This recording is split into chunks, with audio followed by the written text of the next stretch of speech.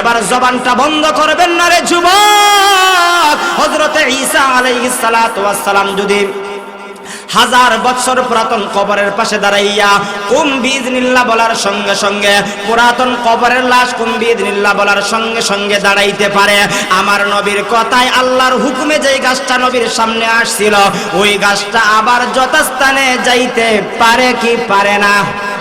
আর একটু জোরে বলুন, পারে কি পারে না?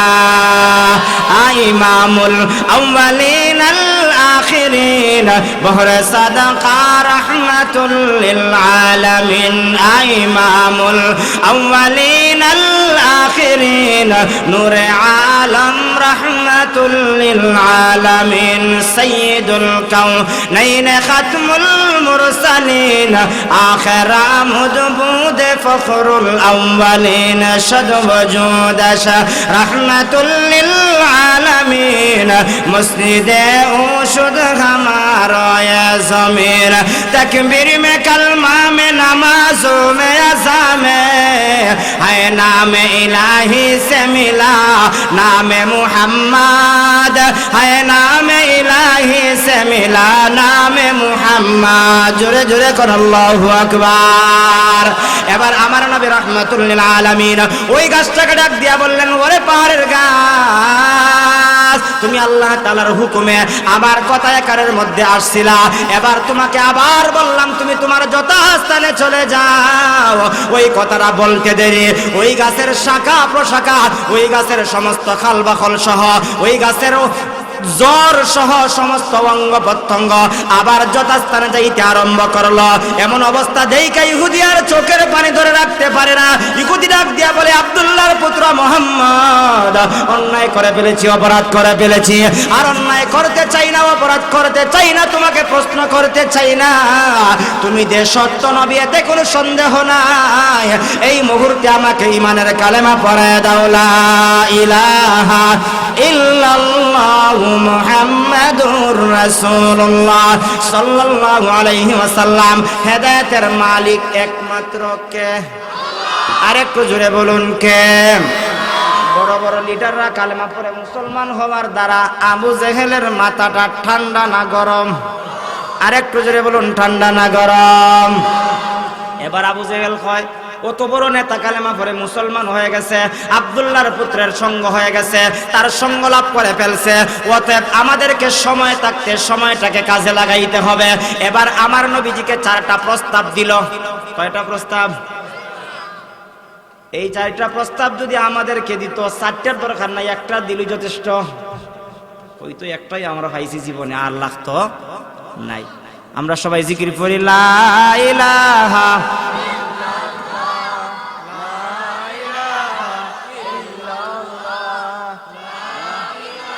হওয়া যায়, কষ্ট ছাড়া ধনী হওয়া যায়, সুন্দরী নারী চাইলে সুন্দরী নারী পাওয়া যায়, আমার কোনো সমস্যা হইলে সমাধান পাওয়া যায়। ওতে বাপরে বাপ, আমি আর তার বিরোধিতা করার কোনো দরকার। কিন্তু আমার নবীজি কি বলেছেন? হে মক্কার কাফের মুশরিকরা, হে বেদিন বেঈমানেরা, তোমরা যেই 4টা প্রস্তাব দিয়েছ, এই 4টা প্রস্তাব তোমাদের পক্ষে দেওয়া সম্ভব। 4টা জিনিস যদি আমি চাই, তোমরা আমাকে এক বাক্যে দিয়ে দিতে পারবা। আমি ধনী হতে চাইলে ধনী বানায় দিবা, নেতা হতে চাইলে নেতা বানায় দিবা, সুন্দরী নারী চাইলে সুন্দরী নারী দিয়ে দিবা, আমার যদি কোনো জিন ভূতের আসরে থাকে তোমরা আমাকে সুস্থ বানাইবা। এই 4টা তোমাদের পক্ষে দেওয়া সম্ভব। তবে তোমাদেরকে আমি দীপ্ত কণ্ঠে জানায় দেই, তোমরা যদি আমার ডান হাতের মধ্যে সূর্য এনে দাও, বাম হাতের মধ্যে চন্দ্র এনে দাও, আমি জানি তোমরা সূর্য আনতে পারবা না, চন্দ্রও এনে দিতে পারবা না, তারপরে তোমাদেরকে বলে দিলাম তোমরা যদি এনে দিতে পারো, জেনে রাখো আমি বিশ্বনবী একটা মুহূর্তের জন্য সেই কালেমার দাওয়াত বন্ধ করব না। আল্লাহু আকবার। এমন কথাটা শোনার পরে তাদের মাথাটা ঠান্ডা না গরম? আরে এত লোভ দেখাইলাম, এত টাকা পয়সার লোভ দেখাইলাম, তারপরেও তাকে আমাদের আয়াতে আনতে পারি না। এরপরে তারা এমন একটা কাজ করলো, সমস্ত লিডারদের মধ্যে একজন বড় লিডার, তাকে কি তাকে না, নেতার উপরেও আরো বড় নেতা আছে। সমস্ত নেতাদের মধ্যে আবু জেহেল ছিল সবচাইতে বড় লিডার। আবু জেহেল একটা চিঠি লেখলো, একটা পত্র লেখলো, চিঠিটা কি লিখেছে দেখবেন, দুই এলাকায় ঝগড়া লাগলে পার্শ্ববর্তী আরেকটা এলাকার সহযোগিতা এবং তাদের যত ধরনের আসবাবপত্র আছে সব কিছু নিয়ে সহযোগিতা নেয় কি নেয় না? দুর্বল এলাকা সবল এলাকার সহযোগিতা নেয়।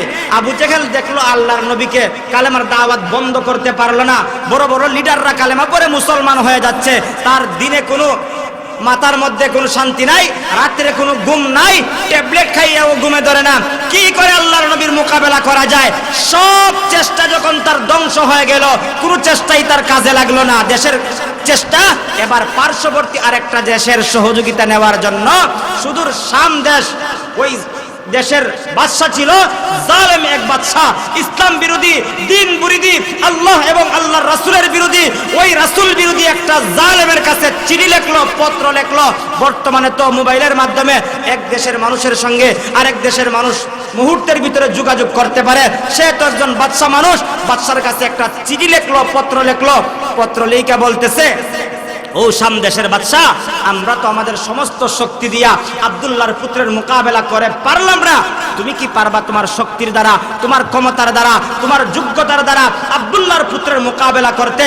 বাদশা এবার ডাক দিয়া কয়, যেহেতু একটা সুযোগ পাইলাম আব্দুল্লাহর পুত্রের উপরে আক্রমণ করার জন্য, অতএব আমি প্রস্তুতি গ্রহণ করেছি, বলো কখন কোন সময় তার মোকাবেলা করতে? আবু জেহেল বলে, যখন তোমার সুযোগ হবে তখনই তুমি প্রস্তুতি গ্রহণ করে তার মোকাবেলা করো।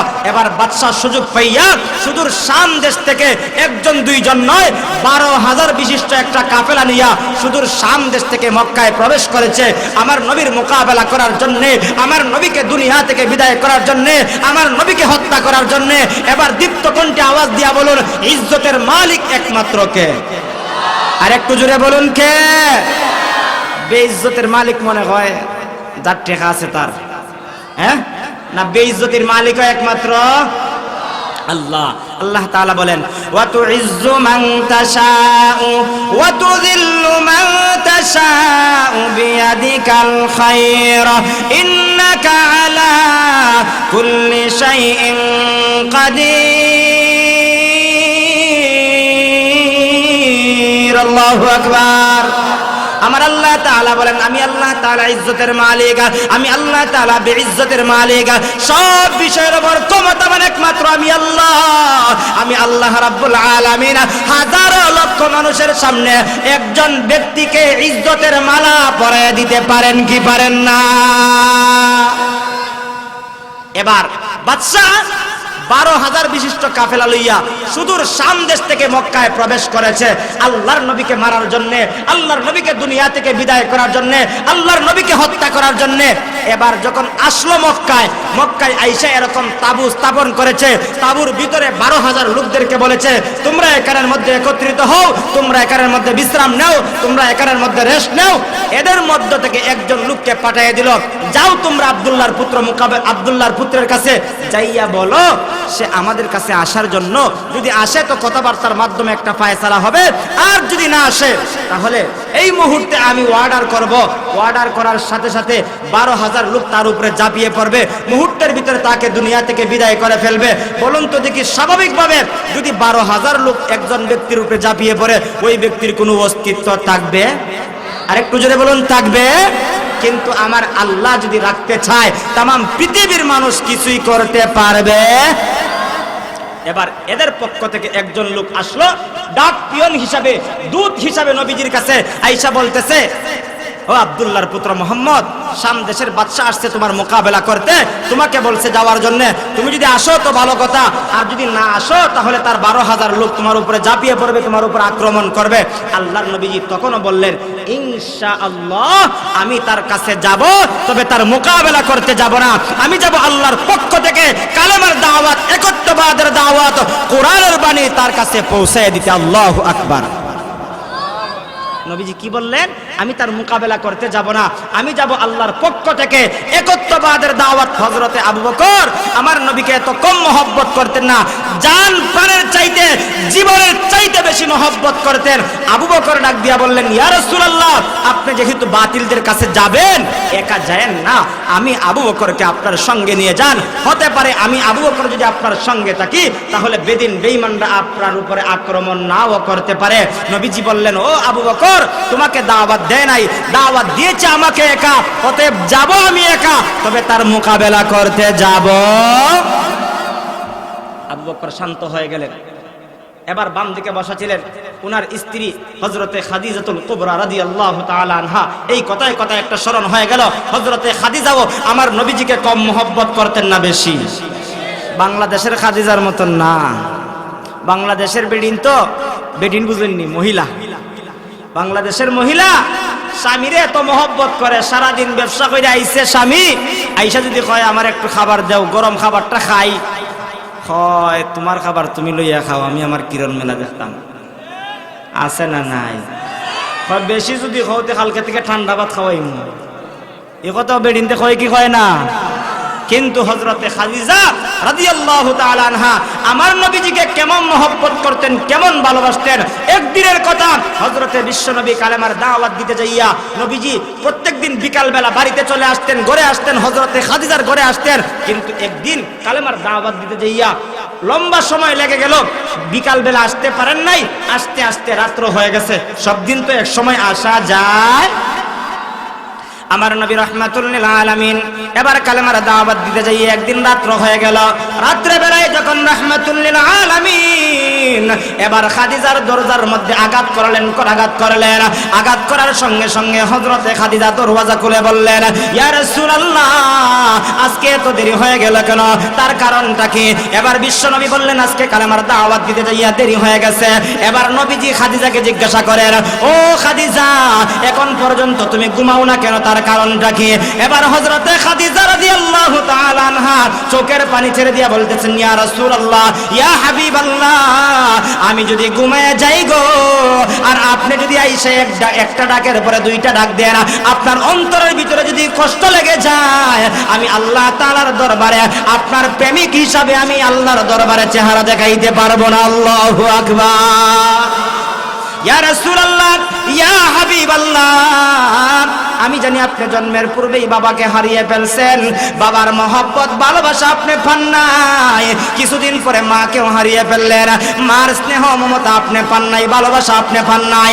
এর কিছুদিন পরে আপনার দাদা আপনার দায়িত্ব নিয়ে নিল, দাদাকে আপনি হারিয়ে ফেললেন, দাদার মায়া মহব্বত আপনি সব সময় পান নাই। এরপরে এখন পর্যন্ত আপনার চাচা আপনার দায়িত্ব নিছে। আজ পর্যন্ত বেদিন বেঈমানরা দিনের বেলা কালেমার দাওয়াত দিতে দিয়া কত কষ্ট দেয়, কত নির্যাতন করে। এবার বাহিরেও কষ্ট করেন, যদি ঘরের ভিতরে আসার পরে আপনার কষ্ট করতে হয়, তাহলে আমি খাদিজা আল্লাহর দরবারে চেহারা দেখাইতে পারবো না। আপনার খেদমত করার জন্য আমি খাদিজা এখন পর্যন্ত বিছানার মধ্যে পিঠ লাগায়া ঘুমাই নাই। আল্লাহু আকবার। অতএব এখান থেকে শিক্ষণীয় বিষয় হলো, আমরা যারা মা জাতি আছি, আমরাও আমাদের স্বামীর খেদমত করা দরকার আছে না নাই? মা জাতিরা শুনেনি? শুনতেছেনি? হ্যাঁ, শোনা দরকার আছে। বর্তমান জামানায় স্ত্রীগণ স্বামীর খেদমত করে না, আরেকজনের খেদমত ঠিকই করে। আছে না নাই? আরেকটু জোরে এখন আছে না নাই? অতএব এমনও কিছু আল্লাহ ওয়ালি বান্দি আছে, যে আল্লাহ ওয়ালি বান্দি স্বামী বাহির থেকে ঘরে আসলে পরে গরম পানি দিয়া তার উজুর পানির ব্যবস্থা করে দেয়। আছে না নাই? এই জন্য ওই সমস্ত দিনদারিনী মহিলা দেইকা গড় আনতে হয়। এমনও মহিলা আছে, আমি আমার অল্প দিনের হায়াতের জিন্দিগিতে অল্প বয়সে আমি দেখেছি, ডিসলাইনের বিল না দেওয়ার কারণে স্বামীরে সারা রাতের বাইরে রাখছে। রাখছে। আমি তো বর্তমানে আমার বাড়ি হবিগঞ্জ, আমি দীর্ঘদিন শ্রীমঙ্গলে ছিলাম, কিন্তু শ্রীমঙ্গলে আপনাদের বাস গাড়ির অনেক লোক আছে। শ্রীমঙ্গল বাস গাড়ির অনেক লোক আছে। আমি কিন্তু এখানে আসার পিছনে মনে মনে একটাই আশা, আমার মসজিদে অনেক মুসল্লিরা নামাজ পড়তো, জিগাইলেই বাড়ি করানো হয় বাস গাড়ি। কোন জায়গায়? বাস গাড়ি। কিন্তু বাস গাড়ি কোন দিকে পড়ছে? আমি ভাবলাম ওই বাস মানে বেশি, বাস তো একটু দেখলাম না। না হয় এত কষ্ট কইরা নদী পাড়িয়া পরে মোটর সাইকেল দিয়ে এত সময় আইসিয়া মোটরসাইকেল দিয়ে আসা যাওয়া করলে অনেক সময় গলা বসে যায়, গলার প্রবলেম হয়। তারপরেও আলহামদুলিল্লাহ আইসা আপনাদের ভালোবাসা দেখে আমিও মুগ্ধ, আপনারা মনে হয় আমি আসার দ্বারা বেজার। যাই হোক, যে কথাটা কইতাম আসলাম, মহিলা সারা রাত্র তার স্বামীরে কই রাখছে, বাইরে রাখছে। কি লাগি? হয় তুমি যে ডিসলাইনের বিল দিছো না, ডিসলাইন খাটি দিছে, আজকে আমি আমার চ্যানেল দেখতে পারলাম না, অতএব বিল না দেওয়া পর্যন্ত গরু ঢুকার কোনো অনুমতি। আল্লাহ, এটা তো বুঝতে আছিল, স্বামীর কাছে টাকা থাকলে তো অবশ্যই দিত, কিন্তু দিতে পারছে না, দিকে সারা রাত বাইরে রাখছে। আর এমন স্ত্রীও আছে, স্বামী যদি বাহিরে থাকে ঘন ঘন ফোন দিয়ে জিজ্ঞাসা করে কোথায় আছেন, কিভাবে আছেন, আসতে কতটুকু সময় লাগবে, এমন জিজ্ঞাসা করে কি করে না? অতএব আমরা এমন মা জাতি এবং বোন জাতিকে ঘরের ভিতরে এমন শিক্ষা দিব যাতে করে কোনোদিন স্বামীর সঙ্গে এমন দুর্ব্যবহার না করে। জুড়ে বলুন ঠিক কিনা? আর এমন যদি লোক তাকে টেটা মারখা, তারে বুঝানো দরকার আছে না নাই? যাই হোক, যেই কথাটা বলতেছিলাম, বিশ্বনবীর স্ত্রী হযরতে খাদিজা বাম দিকে বসা। হযরতে খাদিজা বললেন, ইয়া রাসূলুল্লাহ, আমাকে সাথে নিয়ে যান। আমার তো বিশ্বাস মক্কার এমন কোন ব্যক্তি নাই যেই ব্যক্তির পেটের ভিতরে আমার খেজুর, আমার কুরমা গেছে না। কারণ হযরতে খাদিজা তো একজন ধনাঢ্য মহিলা ছিলেন, ব্যবসায়ী মহিলা ছিলেন।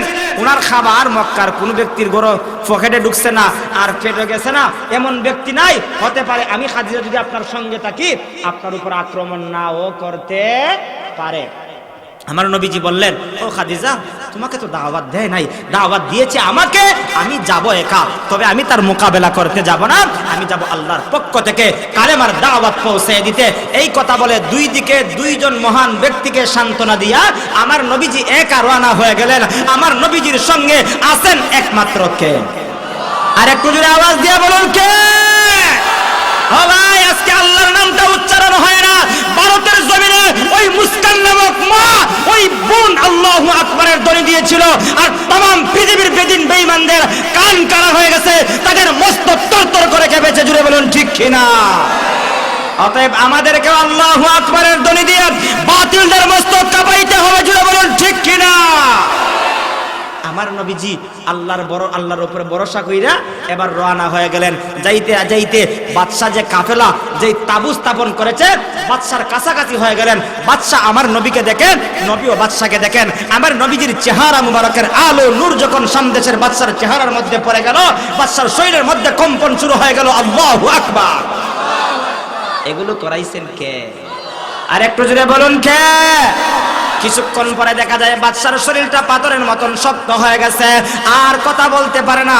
এরকম ভাবে কথা বলতে যাইয়া তার কথার মধ্যে বাড়ি খায়। এবার ডাক দিয়া বলে, ও আব্দুল্লাহর পুত্র মুহাম্মদ, অন্যায় করে ফেলেছি, অপরাধ করে ফেলেছি, আসছিলাম সন্দেশ থেকে তোমার মোকাবেলা করার জন্য, তোমাকে দুনিয়া থেকে বিদায় করার জন্য, তোমাকে হত্যা করার জন্য। এই মুহূর্তে আর তোমাকে হত্যা করব না।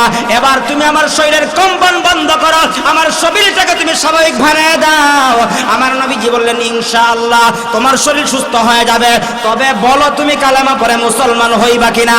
এবার বাদশা বলে, আমি তোমাকে দুইটা প্রশ্ন করব, সুস্থ হওয়ার পর তুমি যদি দুইটা প্রশ্নের জবাব দিতে পারো, তাহলে আমি ওয়াদা করলাম আমি শুধুমাত্র একা কালেমা পড়ে মুসলমান হব না, সাথে সাথে 12,000 লোকদেরকে ঈমানের কালেমা পড়ে মুসলমান বানায় দিব। আল্লাহু আকবার। এবার আমার নবীজি সাল্লাল্লাহু আলাইহি ওয়াসাল্লাম হাত মুবারক লাগাই দিলেন বাদশার শরীরের মধ্যে। আমার নবীজির হাত মুবারকে বরকত দিয়েছেন কে? আর একটু জোরে বলুন কে? আমার নবীজি হাতটা লাগাই দিলেন, লাগানোর সঙ্গে সঙ্গে বাদশা পরিপূর্ণ সুস্থ হয়ে গেছে।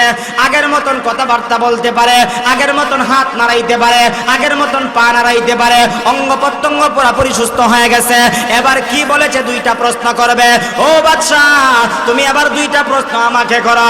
আল্লাহর নবী বললেন, তুমি যদি আমাকে দুইটা প্রশ্ন করো, ইনশাআল্লাহ আল্লাহ চাহে তো আমি তোমার দুইটা প্রশ্নের জবাব দিয়ে দিব। এবার বাদশা ডাক দিয়া কয়, ও আব্দুল্লাহর পুত্র মুহাম্মদ, ওই যে চন্দ্র দেখা যায় রাত্রে বেলা, চন্দ্র উঠে কি উঠে না? চন্দ্রের দিকে তাকাইতে রাগ উঠে না মজা লাগে? দিনের বেলায় সূর্যের দিকে তাকাইলে চক্ষুটা আবার ফিরে আসে, রাত্রে বেলার চন্দ্রের দিকে যতই তাকানো যায় ততই মহব্বত ভালোবাসা সৃষ্টি হয়, ঠিক কিনা? আমার নবীজিকে আবার বলে, ওই যে চন্দ্র দেখা যায়, চন্দ্র যদি দ্বিখণ্ডিত করতে পারো তাহলে মনে করবো তুমি সত্য নবী, আর সত্য নবী প্রমাণিত হতে দেরি আমার ওয়াদা অনুযায়ী কালেমা পড়ব, মুসলমান হব। আমার নবীজি তখনও বললেন, ইনশাআল্লাহ, আল্লাহ চাহে তো তোমার 1 নম্বরের প্রশ্নের জবাব দিয়ে দিব, বলো তোমার 2 নম্বরের প্রশ্ন রাখি। এবার বাদশা ডাক দিয়া বলে, আমি তো একজন বাদশা, আমার টাকার অভাব নাই। বাদশার টাকার অভাব আছে? হ্যাঁ, আমার টাকার অভাব নাই, ধন সম্পদের অভাব নাই, ইজ্জত সম্মানের অভাব নাই। সামনে গেলে 2 দিকের মানুষ আমাকে সালাম দেয়, পিছনে আমারে গাইল্লা এমন নেতা আছে না নাই? হ্যাঁ, ওই দুশ্মনটা যে মরছে আছে না নাই? আমি দেখছি এক মেম্বার রে মানুষের সামনে কয়, চাচা বালালি আসসালামু আলাইকুম, বালা আছেন নি চাচা? কিছু দেখা দুশ্মন দিয়ে মেম্বারি দাঁড়াইছে, যদি না দাঁড়াইতো ভালো আছে। তো আপনাদের এলাকার নাও থাকতে পারে, কিছু কিছু এলাকার মধ্যে আছে। আল্লাহ এমন নেতা বানাইবার তৌফিক দাও, যেই নেতার সামনেও প্রশংসা, পিছনেও প্রশংসা, দুনিয়াও প্রশংসা, আখিরাতেও প্রশংসা। তিনি হলেন বিশ্বনবী মুহাম্মদুর রাসূলুল্লাহ। জুড়ে বলেন ঠিক কিনা? ওই নেতা যখন বিশ্বনবীর কাছে প্রশ্ন করলো, কয় আমার তো কোনো দিক দিয়ে কোনো কমতি নাই, সবাই আমারে বাহ বাহ দেয়, ফুলের মালা দেয়, আর সুযোগ পাইলে জুতার মালা দেওয়ারও সুযোগ খুঁজে, আছে না নাই? সব দিক দিয়ে আমার কোনো কমতি নাই। তবে আমি বাদশা হওয়ার পরেও আমার মনের ভিতরে কিসের একটা অশান্তি, কিসের একটা জ্বালা, কিসের একটা ফেরেশানি। ফেরেশানিটা হইল ট্যাবলেট খাইও ঘুমে ধরে না, ঘুমাইলেও খালি কিতা জানি চৌকের মধ্যে খালি ভাসে, শান্তি নাই, অশান্তি। বুঝরানি আপনারা? হৌকা বুঝেননি? এবার আল্লাহর নবী তখনও বললেন, ইনশাআল্লাহ, আল্লাহ চাহে তো আমি তোমার 2 নম্বরের প্রশ্নের জবাবও দিয়ে দিব, তবে আমাকে সামান্য সময় দাও। এই কথা বলে আমার নবীজি তাদের কাছ থেকে বিদায় নিয়ে চলে গেলেন মাকাম ইব্রাহিমের কাছে। কানায় কাবার চত্বরের পাশেই মাকাম ইব্রাহিম আছে। যারা গেছেন, হজের মধ্যে গেছেন, তারা দেখেছেন আজও পর্যন্ত ইব্রাহিম আলাইহিস সালাতু ওয়াস সালামের পায়ের দাগটা রয়েছে, কিয়ামত পর্যন্ত থাকবে। ওই মাকাম ইব্রাহিমের কাছে যাইয়া আমার নবীজি 2 রাকাত নামাজ পড়লেন। এই কথার দ্বারা প্রমাণ হয়, যখনই সমস্যায় পড়ব, যখনই কোনো মুসিবতের মধ্যে পড়ব, কোন নেতার দরবারে হাত বাড়াইব না, কার দরবারে? আর একটু জোরে বলুন, কার দরবারে? আল্লাহর দরবারে আমরা হাত বাড়াইব। আমার নবীজি 2 রাকাত নামাজ পড়া এবার আল্লাহর দরবারে হাত বাড়াইলেন, আল্লাহ আমি যদি 2টা প্রশ্নের জবাব দিতে পারি গো মালিক, তাহলে বাদশা তো কালেমা পড়বে, মুসলমান হবে, সাথে সাথে তার 12,000 লোক ইমানের কালেমা পড়ে মুসলমান হয়ে যাবে। এমন কথা যখন হাত বাড়ায় বলতে আরম্ভ করছেন, বলার সাথে সাথে আমার আল্লাহ হযরতে জিবরাইল আলাইহিস সালাতু ওয়াস সালামকে আমার নবীর কাছে পাঠিয়ে দিয়েছেন। ও ভাই, জিবরাইল সাধারণ কোনো ফেরেশতা নয়, ওই ফেরেশতা এমন একজন ফেরেশতা, ফেরেশতাদের সরদার হযরতে জিবরাইল আলাইহিস সালাতু ওয়াস সালাম কোন নবীর সঙ্গে 10 বার 12 বার সাক্ষাৎ করেছেন, কোন নবীর সঙ্গে 120 বার সাক্ষাৎ করেছেন, কোন নবীর সঙ্গে 160 বার সাক্ষাৎ করেছেন। জেনে রাখো মুমিন মুসলমান নবীর উম্মতেরা, আমার নবীর সঙ্গে ওই জিবরাইল কতবার সাক্ষাৎ করেছেন? আমার নবীর 63 বছর হায়াতের জিন্দেগির ভিতরে 23 বছর কালেমার দাওয়াত দিয়েছিলেন, কোরআনের দাওয়াত দিয়েছিলেন। এই 23 বছরের ভিতরে আমার নবীর সঙ্গে হযরতে জিবরাইল আলাইহিস সালাতু ওয়াস সালাম 24,000 বার সাক্ষাৎ করেছেন। সুবহানাল্লাহ। আর একটু আস্তে কইুন। আপনাদের এলাকার 2-4 জনের সাথে জিবরাইলের সাক্ষাৎ করে নেইয়া, হ্যাঁ? একবারও যদি দেখা না করে তখন সাক্ষাৎ না করে, তখন আমার নবীর সঙ্গে 24,000 বার সাক্ষাৎ করছেন, গনতেও তো অনেক সময় লাগবে, ঠিক কিনা? অতএব আমার নবীর সঙ্গে 24,000 বার সাক্ষাৎ করছেন, তার মানে কি হলো? আমার নবীর সম্মান কমাইছেন না বাড়ায় দিছেন। আমার নবীর কাছে এবার জিবরাইল এসে বলতেছে, ইয়া রাসূলুল্লাহ, আর হাতটা উত্তোলন করে রাখতে হবে না, হাতটা নামিয়ে ফেলুন, আল্লাহ আপনার দোয়া মঞ্জুর করে নিছেন, আল্লাহ আপনার দোয়া কবুল করে নিছেন। 1 নাম্বার দোয়ার আপনার জবাব হলো, বাদশার সামনে যাইয়া আপনি যখন শাহাদাত আঙ্গুলটা ইশারা করবেন, ইশারা করার সঙ্গে সঙ্গে চন্দ্র দ্বিখণ্ডিত হয়ে যাবে। এবার বলুন, এই কথাটা শোনার পরে আমার নবীজির মনটা বেজার না খুশি? পরিপূর্ণ খুশি হয়েছেন। আর একটা প্রশ্নের জবাব তো রইয়া গেছে। আমার নবীজি বললেন, ভাই জিবরাইল, তাড়াতাড়ি আমার 2 নম্বরের প্রশ্নের জবাবটা জানিয়ে দাও। এবার নবীজিকে জিবরাইল আলাইহিস সালাতু ওয়াস সালাম বলতেছেন, ইয়া রাসূলুল্লাহ, সে তো বাদশা মানুষ, তার তো টাকার অভাব নাই, ধন সম্পদের অভাব নাই, ইজ্জত সম্মানের অভাব নাই, তারপরেও তার কিসের একটা জ্বালাটা ছিল তার একটা সন্তানের জ্বালা। আমাদের সমাজের মধ্যে চেয়ারম্যানের ছেলে চেয়ারম্যান হয়, মেম্বারের ছেলে মেম্বার হয়, এমপির ছেলে এমপি হয়, মাতব্বরের ছেলে মাতব্বর হয়, আছে না নাই? সেও তো বাদশা মানুষ, তারও তো একটা সন্তানের প্রয়োজন। সে মারা যাওয়ার পরে তার স্থলাভিষিক্ত একজন বাদশা বসাবে, তার তো ছেলেও নাই মেয়েও নাই, ছেলে এবং মেয়ে দেওয়ার মালিক একমাত্র কে? না কোনো পীর বাবা? হ্যাঁ, তাইলে দি মানছে আপনাদের এদিকে চাই কি চায় না? দেখছি আমরা আমাদের এদিকে অনেক জায়গায় মানুষে কয় পীর বাবা আমার একটা সন্তান দেব, আসেনি? হ্যাঁ, যারা শ্রীমঙ্গল গেছেন, শ্রীমঙ্গল এমন একটা জায়গা আছে জান্নাতুল ফেরদাউস নাম দিছে, জায়গার নাম দিছে, মসজিদের নাম বালা কথা, মসজিদের নাম দিছে জান্নাতুল ফেরদাউস, কিন্তু ওই জায়গার মধ্যে ফরজ নামাজের পরে ইমাম সাহেব কয় অমুক পীর সাহেবের নামে 2 রাকাত নামাজ পড়ি। নাউজুবিল্লাহ, আসতে কইলেন নি?